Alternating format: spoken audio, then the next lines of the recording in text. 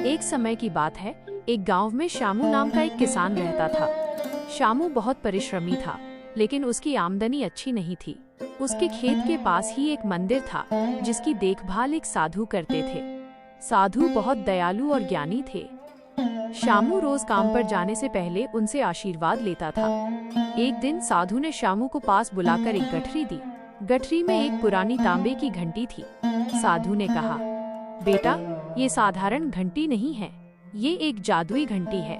इसे अपने खेत में गाड़ देना और ध्यान रखना कि इसे कोई देख न पाए।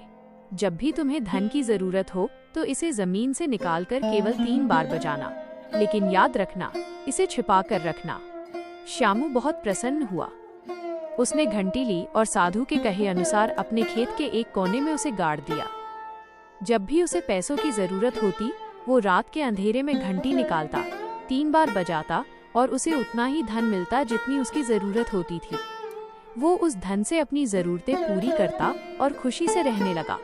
कुछ दिनों बाद गांव के दूसरे किसानों ने देखा कि शामू बिना ज्यादा परिश्रम किए भी सुखी जीवन जी रहा है।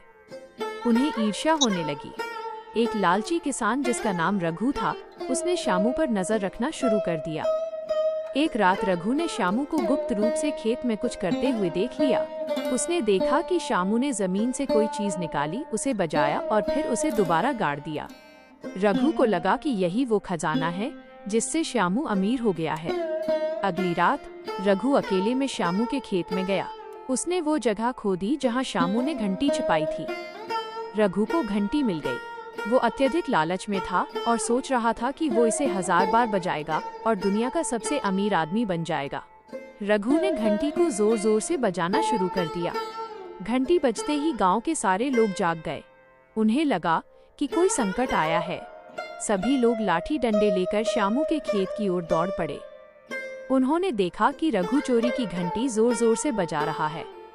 लोगों ने रघु को पकड़ लिया और उसे बुरी तरह से डांटा। शामू को जब ये बात पता चली तो वो समझ गया कि साधु ने घंटी को 3 बार बजाने और छिपा कर रखने को क्यों कहा था। घंटी बजाने की आवाज के कारण ही रघु पकड़ा गया। साधु ने ये घंटी धन देने के लिए नहीं, बल्कि लालची लोगों को सबक सिखाने के लिए दी थी। सीख, मॉरल ऑफ द स्टोरी, लालच हमेशा बुरा होता है और धोखेबाजी का परिणाम हमेशा बुरा ही होता है। हमें अपनी समझदारी और मेहनत पर भरोसा रखना चाहिए। अगर आपको मेरी कहानी अच्छी लगी हो तो प्लीज लाइक और सब्सक्राइब करें।